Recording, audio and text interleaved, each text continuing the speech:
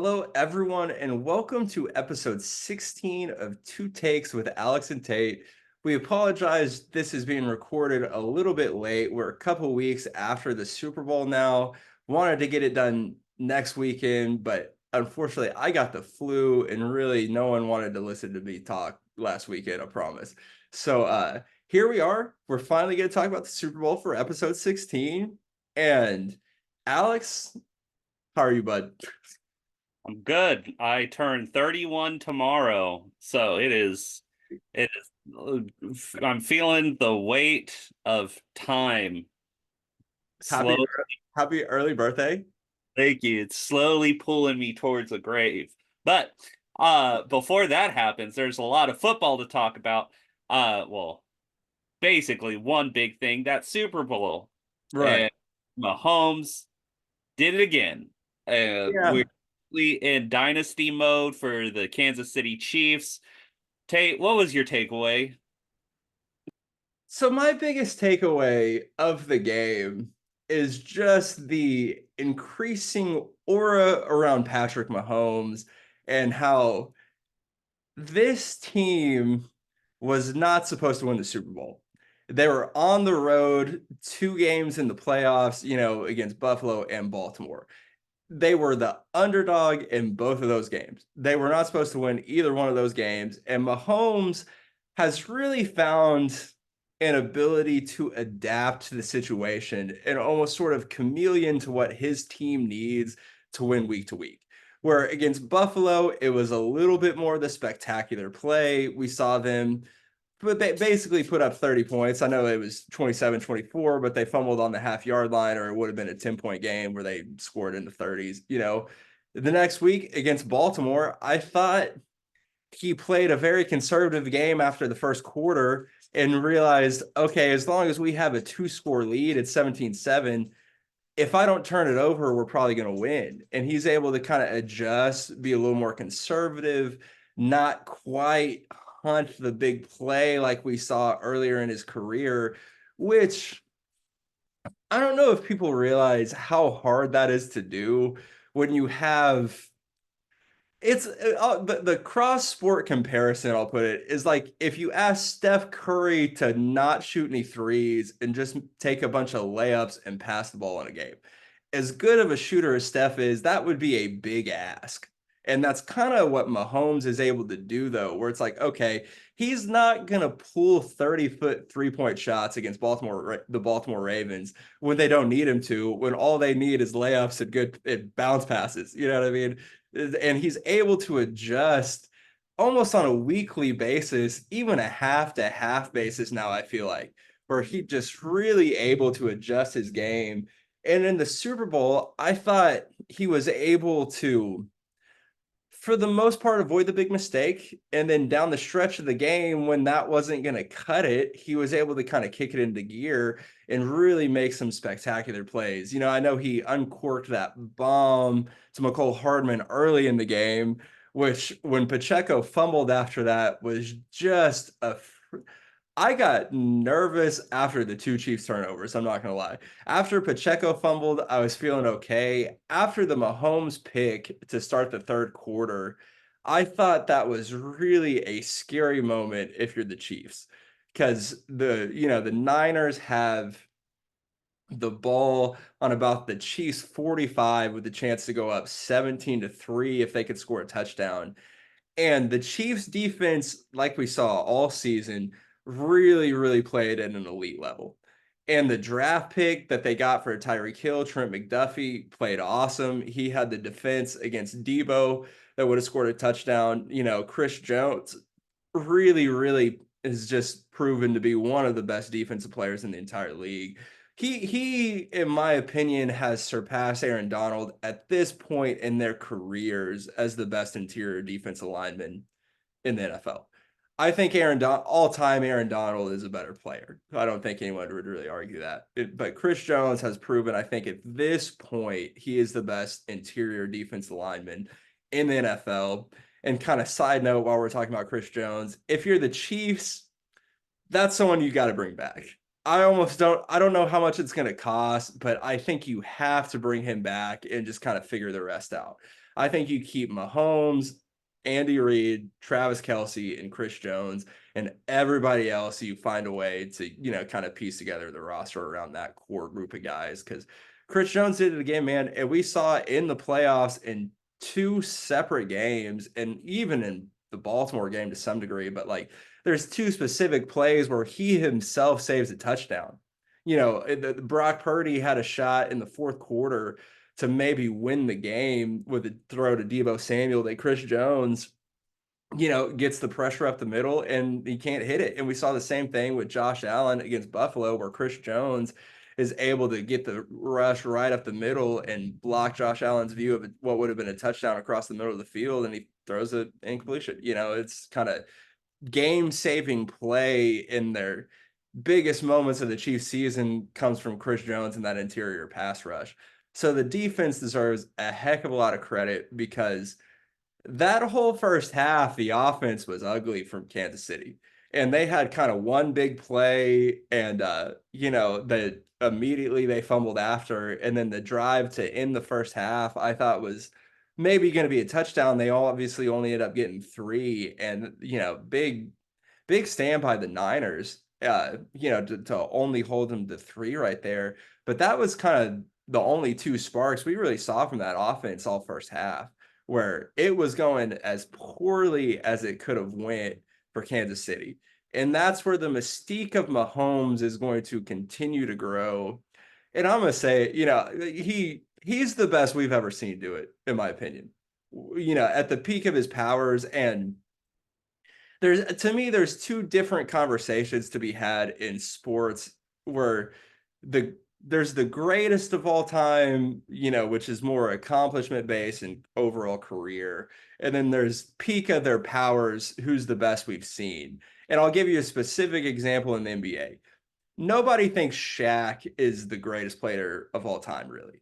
Shaq at the peak of his powers is probably the best we've ever seen for like one game. It would be between him and MJ to me. But Shaq, if people, this is getting a little off the rails here, but Shaq from 2000 to 2002 was as dominant of a player as the NBA have ever seen.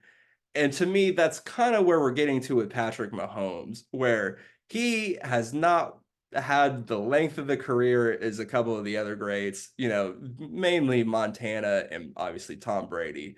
But if you were asking me who would I want for one game, knowing they're going to be healthy, knowing they're going to be playing, who do I want in at their best for one game? It's not particularly close to me anymore. And I know that may be a little bit of a hot take, but Mahomes can do anything that anyone else can do. And then he does more stuff than anybody, like he can really read the pocket almost as well as Tom Brady.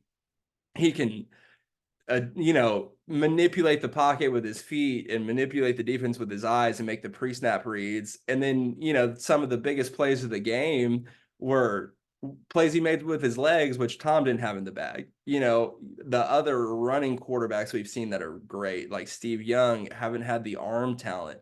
Marino had the arm talent, but didn't win at a high enough level, and he really has kind of made it into that upper crust echelon where he's going to be he's more in the conversation of, is he the best athlete on the planet at his sport right now? It's like how many athletes across sports are we going to have that are above Patrick Mahomes?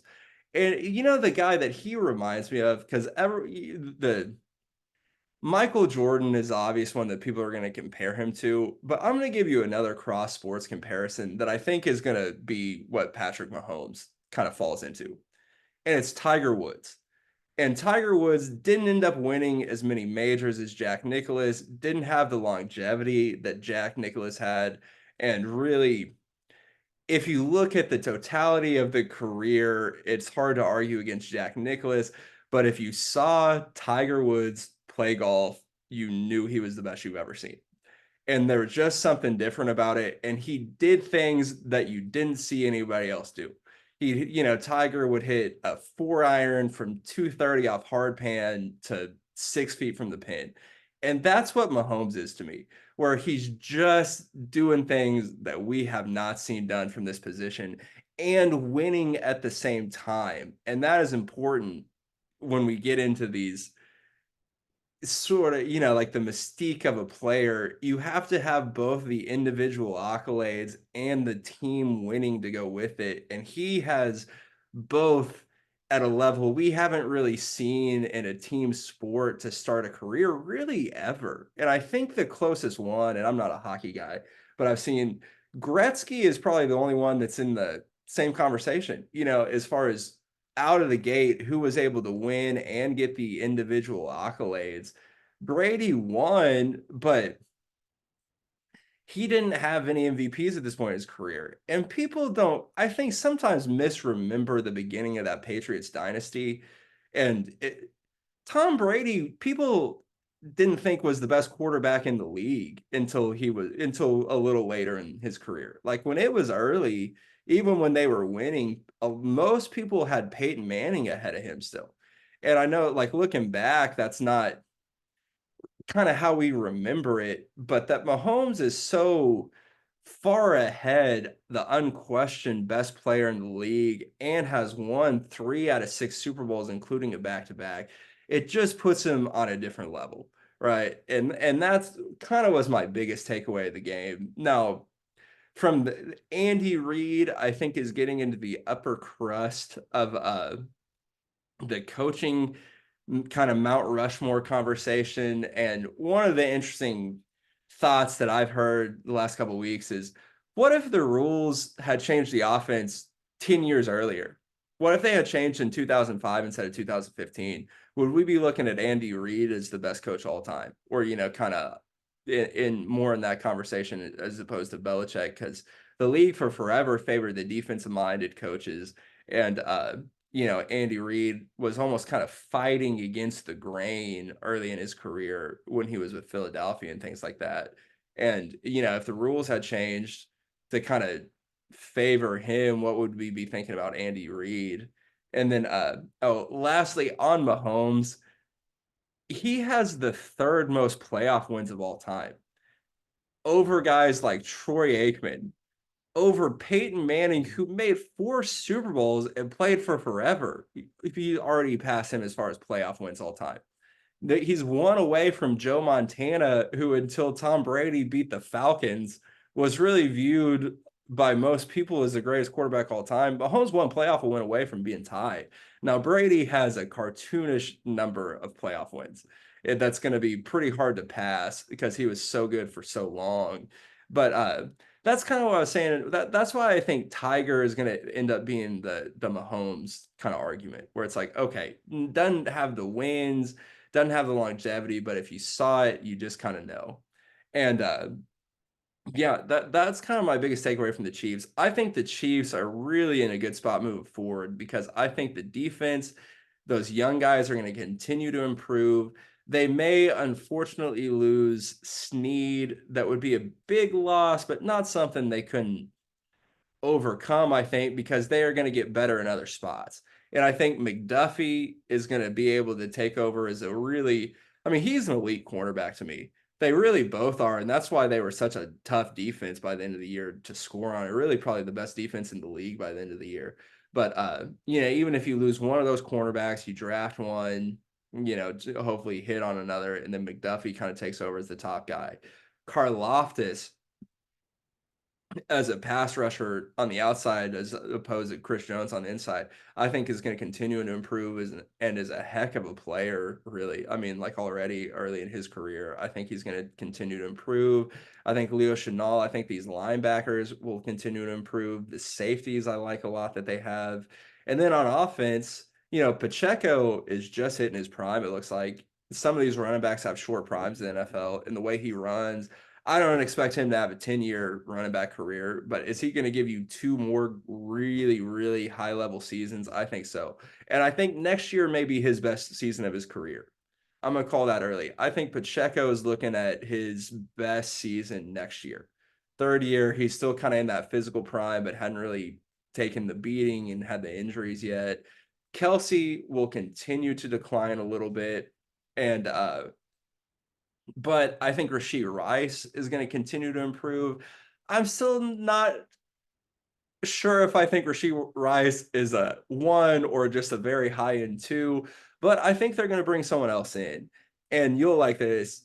I've heard Mike Evans potentially to Kansas City. That's a name people think might end up in Kansas City. T. Higgins, Mike Evans isn't going to Kansas City. They're not letting him walk out the door in Tampa Bay. I don't It's think not. so, but that's a name that I've heard tied. And there's a couple other guys that we've talked about. T. Higgins, it looks like is going to get franchised by the Bengals, which we'll talk about later in the offseason, but that's all in, high risk, high reward sort of move for the Bengals. But maybe Devonta Adams ends up in Kansas City, or DeAndre Hopkins, or there's some other free agent receivers that we might see in Kansas City, to line up alongside Rashee Rice. And I think they're going to be even better basically everywhere else besides cornerback, and maybe tight end because Kelsey won't be as good. But yeah, I mean, early prediction, it would be really hard to win 3 in a row because it's hard to win 2 in a row. But I don't know that I would want to put my money on anybody else either necessarily going into next season. And especially they're not the favorite. I don't know if you've seen the odds. The Niners are actually the favorite to win the Super Bowl next season, which is a good segue because let's talk about the Niners a little bit. My recipe, Alex, going into the Super Bowl for the Niners to win, and why I think that loss is just a gut punch if you're a Niner fan.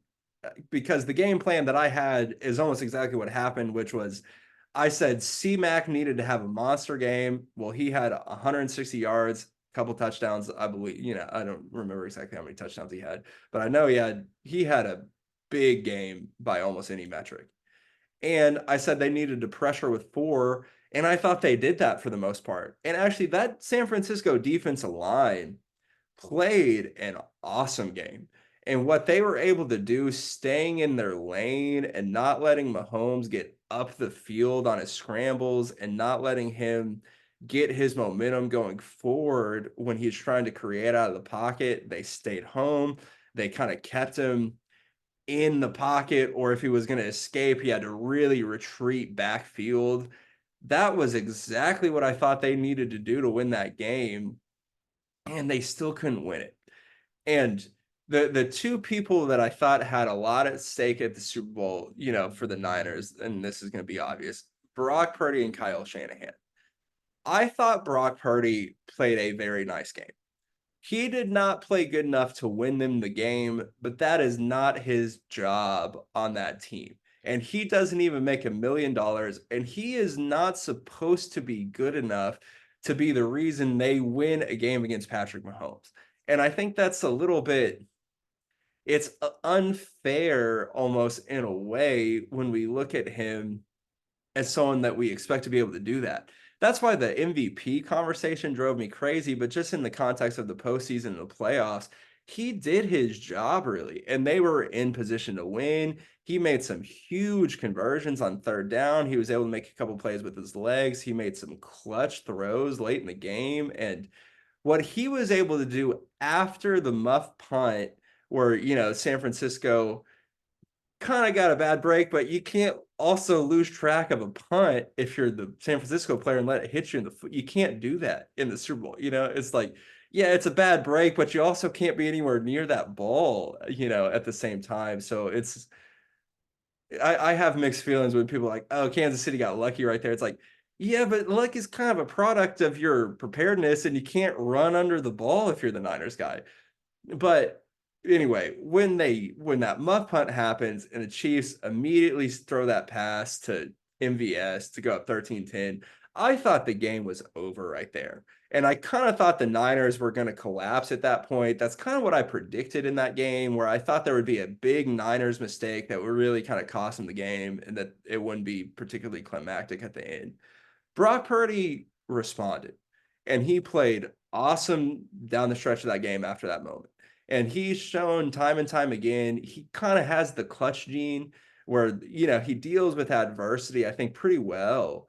For a guy of his stature and kind of, status in the league and where he is, amongst the quarterback hierarchy, he really responds, I think, well in those kind of situations because I thought the game was going to be over and he ended up driving him down the field. Basically, the rest of the game ended up playing really well outside of two key moments that I thought were the biggest Niner mistakes from a coaching standpoint of the game.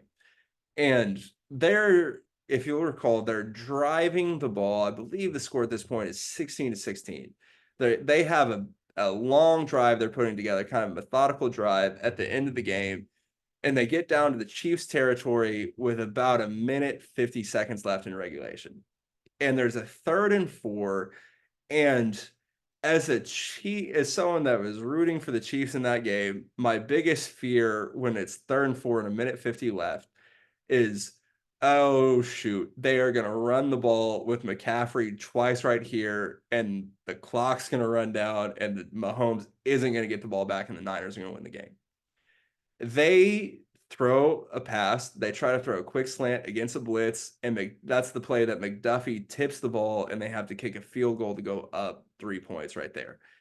That was, I thought, a huge mistake. And,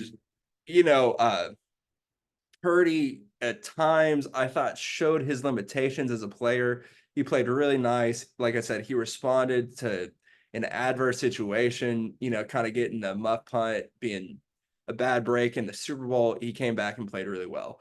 But in two key spots on 3rd downs, you could see his physical limitations, I thought, where, if you have a 6'6" Justin Herbert back there against that blitz, that pass is maybe completed. You know what I mean? You have Mahomes who can really throw a off-platform sidearm play, that kind of pass.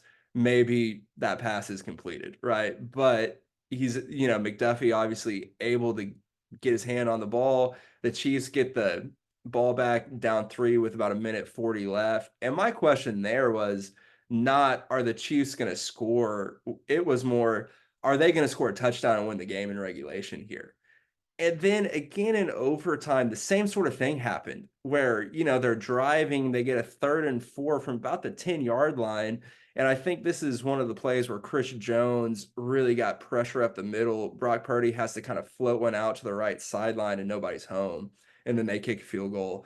And obviously, at that point, when the Chiefs got the ball back in overtime down 3, the game was over to me. It's like as good as they were playing Mahomes, you just knew at that point, it's like, oh, the Chiefs, because they kicked the field goal, they won the Super Bowl.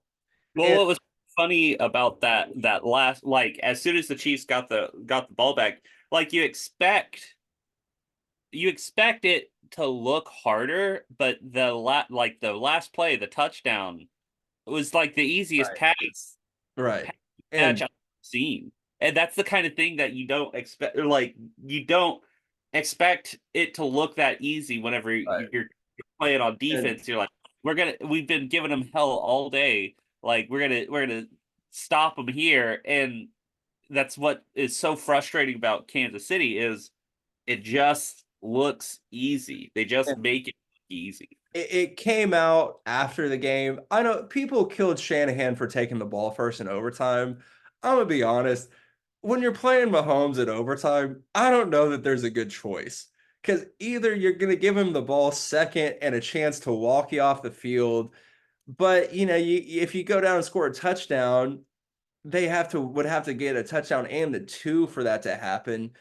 But and we found out later they were planning on going for 2 the whole time if the Niners got the ball first and scored a touchdown. The Chiefs were planning on going for 2.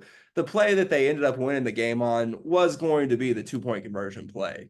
I think Yeah. that's pretty apparent. It's like that was the play that they had been saving because they are so good at the jet sweep motion, that they have that play designed to win the game when they need to win the game. And it's also the play that won them the previous Super Bowl against the Eagles. If you remember, Sky Moore and Tony both had the same sort of action where they fake the jet sweep and then cut back out. and they got three wide open touchdowns and two consecutive Super Bowls off the same play. And that's kind of the brilliance of Andy Reid's offense, where you can't not follow Hardman as he's running across with the jet sweep motion. You have to respect it because they do it so well. And we have seen them score countless touchdowns on jet sweeps just like that, where you have to respect it.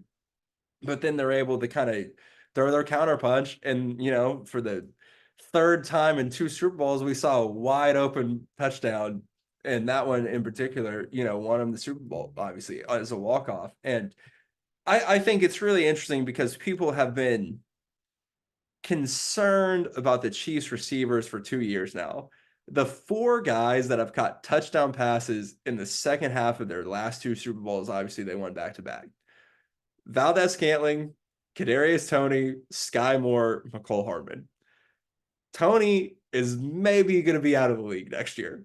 Sky Moore maybe going to be on a different team. I don't know that he's going to be on the Kansas City roster next year. MVS may not make the team. He's not a top 35 receiver in the NFL right now. He's probably not a top 40 receiver in the league.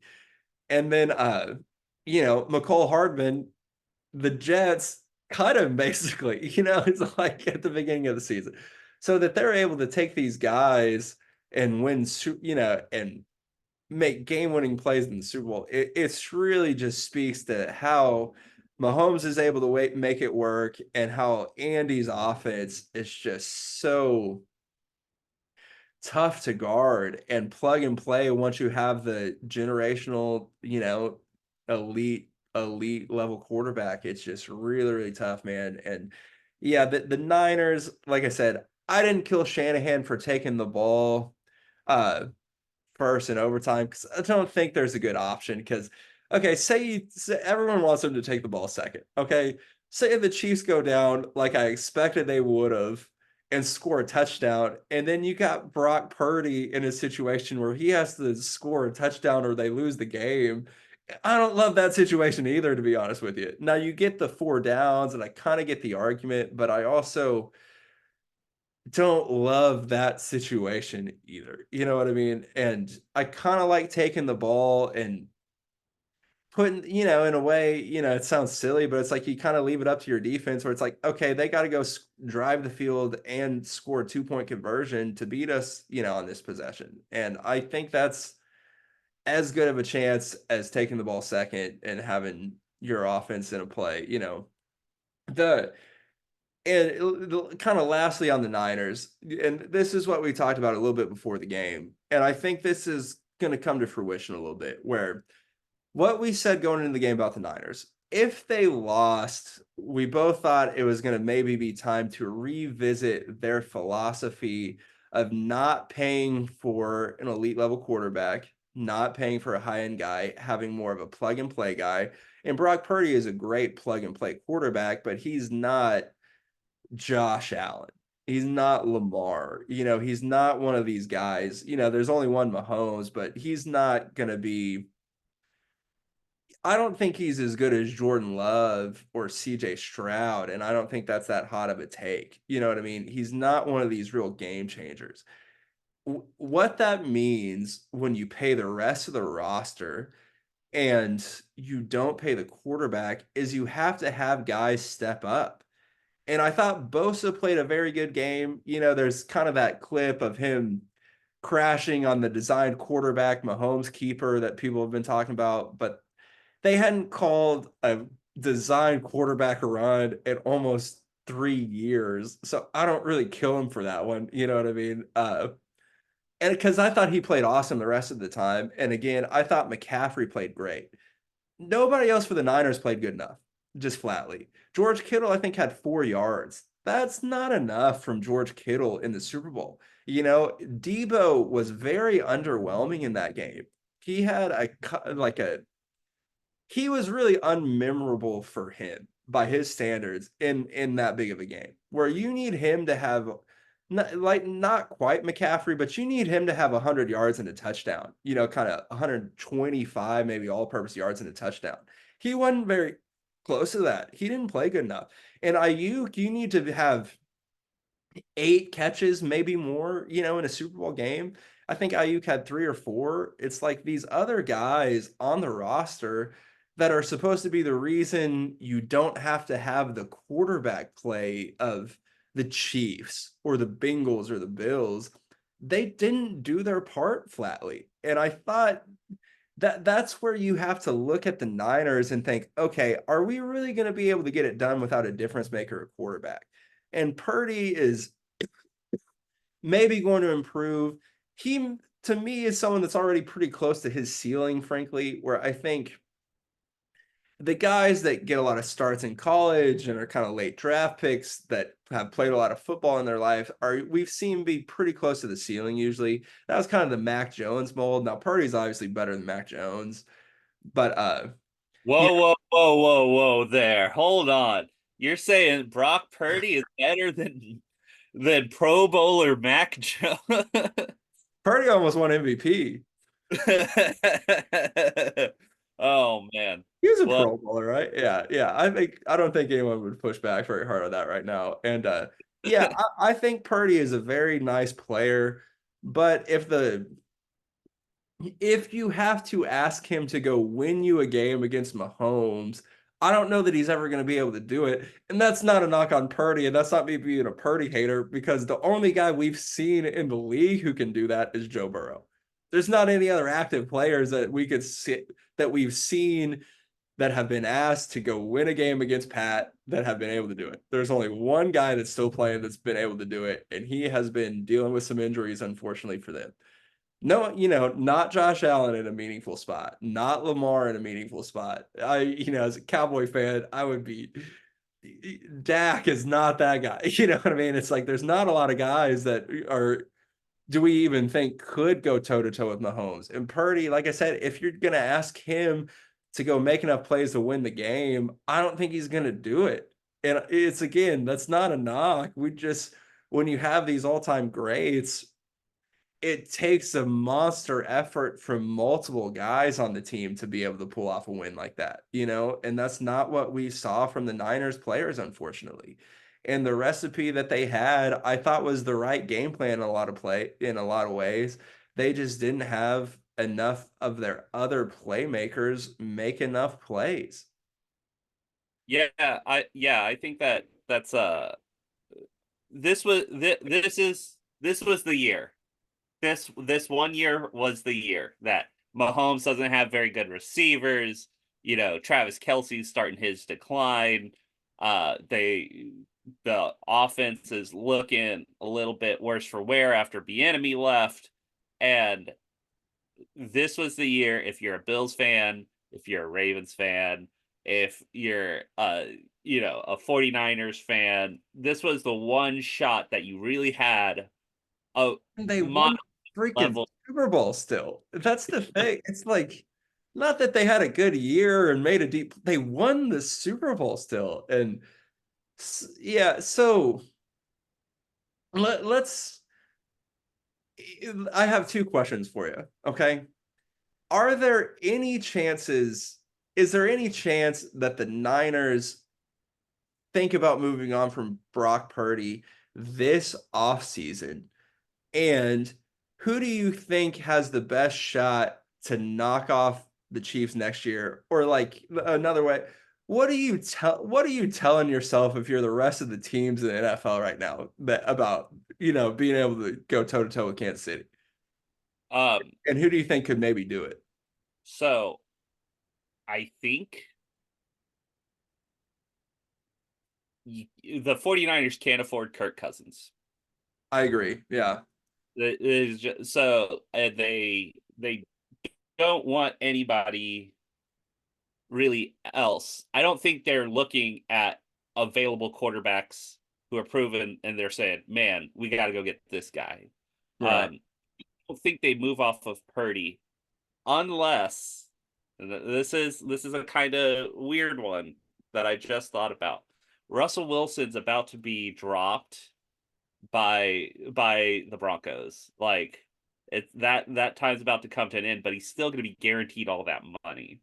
And there's a pretty good chance that he takes a very, very team friendly deal because he's still getting paid. Right. And I see the 49ers at least at least making the call. Just at least Yeah.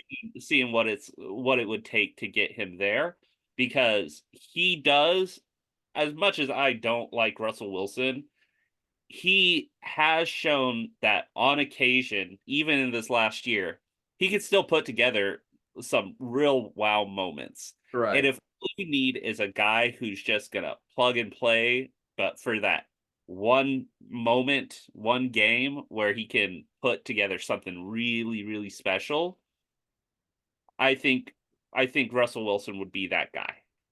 Yeah, the two guys that I've thought about, and let me preface this by saying I think Purdy is their starter next year for no other reason, if for no other reason, I should say, than the contract. He's still not going to make $1 million.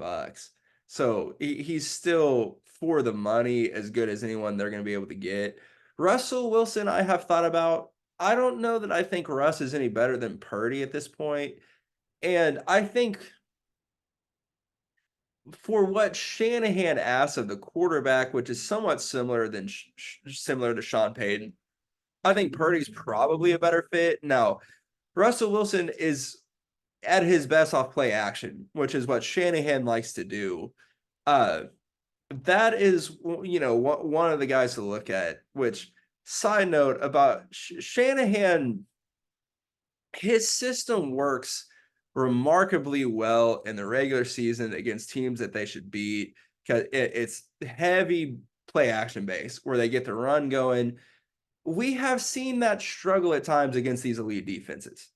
And I think the Chiefs, what you kind of see is okay, and this is where the Purdy limitations also come into play, but I don't think it's totally his fault because Shanahan's offense, when you have to drop back and pass, is not at its best. And it lacks some probably creativity and scheming guys just open.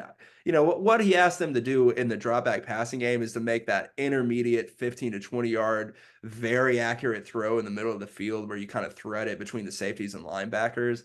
There's not a lot of there's not a ton of other wrinkles he throws in the drop back passing game.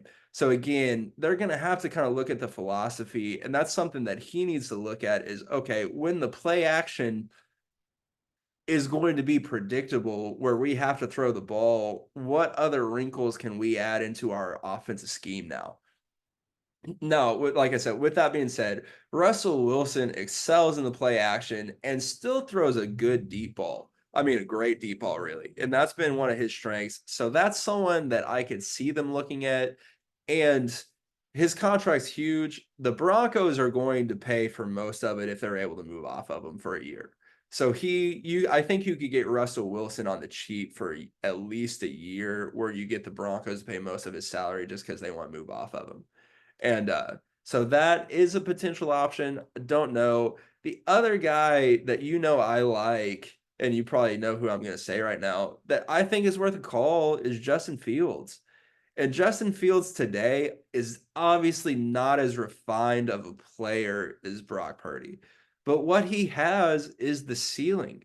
And Justin Fields, with, maybe you even sit him a year or something like that and put in some packages for him or something, kind of like what they did with Trey Lance his rookie year. I think that could be the kind of guy that puts that offense over the top. And now, is he ever going to be a precision enough passer to make that come to make that kind of dream I have a reality where he's able to run the Shanahan system efficiently and give you the upside? I don't know, probably not. But is it worth a call? Because his ceiling, to me, his ceiling is drastically different than Purdy's. And I don't think that's a hot take. And like I said, I don't want people to confuse that statement with me thinking Justin Fields today is not as good as Brock Purdy.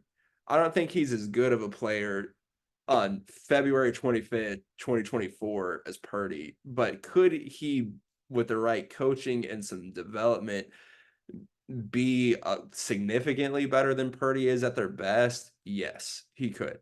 And he's bigger, he's obviously a better athlete. He got more arm talent, throws a, better deep ball, I think, at least has more zip on it. So I think that's a call that's worth making, honestly.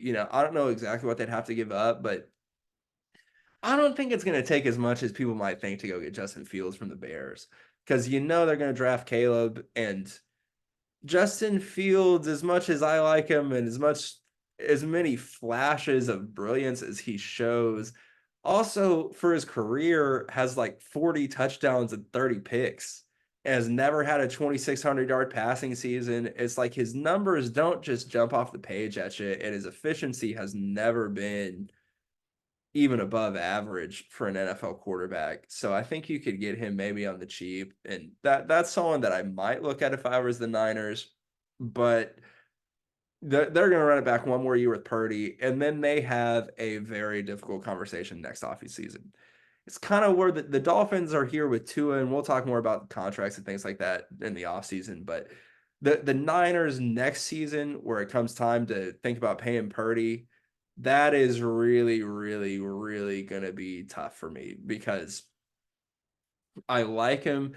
If you want to keep that, if you pay Purdy where the roster's not very good, are you going to be able to be a contender? I don't know. And I would have to see him play another season at least as good as he played this year, where to even think about that to me, and it's like I said, the comp, and I think Purdy's a little better than Tua, but how much money would you be comfortable paying Tua right now? And for me, it's just not a ton, man. It's about like Baker, it's like we talked about Baker taking a 28-30 million dollar a year salary. It's like, yeah, I'd probably pay that for Brock and Tua too, maybe 35 for Brock. Maybe, I wouldn't feel great about that, but I would probably do it. Anymore, if you get into the Herbert contract or just, Jalen Hurts or something like that, I The wouldn't day. feel very good about that. I wouldn't feel very good about that if I was a Niner fan. Yeah, no, I it's going to be an interesting offseason for sure. All right, so real quick, wrapping up because I got to go to Ohio to watch my former teacher and friend Jason give a Sure. concert. Uh, Jason Vio is awesome. For any listeners, you should look him up and listen to some of his music. Absolutely. But all right, next year, who's your Super Bowl picks? Okay, I'm gonna give you my Super Bowl picks, and then I'm gonna give you who I think has the chance to upset. Our early prediction for next season, I'm gonna take the Chiefs over the Lions in the Super Bowl. I think the Lions put together a good season. I think get to the Super Bowl, and I think the Chiefs pull off the first three-peat early season prediction. The team that could throw a wrench and upset Kansas City, and I kind of hit at this earlier, is the Bengals. And the Bengals to me have the second best quarterback in the league until we kind of see someone else knock them off, and they're going to have the best chance to pull the upset. And I think if they can stay healthy, they're going to go all in with the T. Higgins franchise tag with Jamar Chase. They're going all in one more year. If Burrow can stay healthy, they are going to be a very, very, very good team and have a real shot at winning the Super Bowl next year. Dark horse pick to make the Super Bowl. The Rams might could do it. Don't be stunned if the Rams get back in the Super Bowl and win that division actually. And Stafford has one more good, healthy year. They've rebuilt that roster. They have some young players playing excellently. Obviously, Puka Nakua, Williams, the running back. It looks like he's maybe the freaking best running back in the league. Honestly, he's definitely sneaky in that conversation. Don't be stunned if the Rams do it. But I have the Chiefs over the Lions. Early pick. Way too early pick. Who do you think? Pick for me is Chiefs. Uh, you're gonna laugh at me. Chiefs over the Eagles probably. I think I can they see it. I almost went Eagles. um but my dark horse to upset the Chiefs probably the Texans. The Texans are real Okay, good. that's a great pick. That is a great pick. That's one I could totally see too. And you know how much I like CJ Stroud. I think he's got a real shot to be the next guy in the NFL. And what I said about Burrow, Stroud could be the next guy that can go toe to toe with Mahomes. And I think we've kind of seen it. I think they'll be better around him. And that defense with D'Amico Ryan, I think is going to be freaking awesome, man. I think they're going to get better personnel. I think they're being great.